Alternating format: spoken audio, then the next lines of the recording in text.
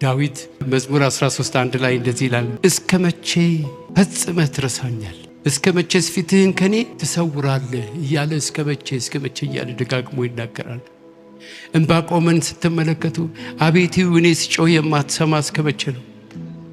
ስለ ግፍ ወደ አንተ እጮሃለሁ አንተም አትሰማም አለ። አታደምጥም። እና እኛም እምነት ማለት መጽናት ማለት ነው።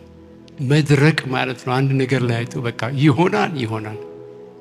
ምንድነው? ጌታ ብሏል። አዎ ይሆናል። መቼ አላቅም። በፈለገው ጊዜ ይሆናል። ጠብቅ። በዛ ውስጥ እንግዲህ እግዚአብሔር የሚያስተምረን ነገር አለ። ዕንባቆም ሁሉ ነገር ከተማረ በኋላ እንደዚህ ሲል ጸለየ። በሚያስጨንቁን ሕዝብ ላይ እስኪመጣ ድረስ የመከራን ቀን ዝም ብዬ ጠብቃለሁ። ምንም እንኳ በለስ ባታፈራ፣ በወይንም ሐረግ ፍሬ ባይገኝ፣ የወይራ ስራ ቢጎድል፣ የእርሾች መብልን ባይሰጡ፣ በጎችም ከበረቱ ቢጠፉ፣ ላሞችም በጋጣ ውስጥ ባይገኙ፣ እኔ ግን በእግዚአብሔር ደስ ይለኛል። ሰው በእግዚአብሔር ፈቃድ ውስጥ ከተመላለሰ ደስታውን የሚወስድበት ማንም የለም። ደስታችንን አጣነ ማለት ፍጹም በሆነው በእግዚአብሔር ፈቃድ ውስጥ እየተመላለስን አይደለም ማለት ነው።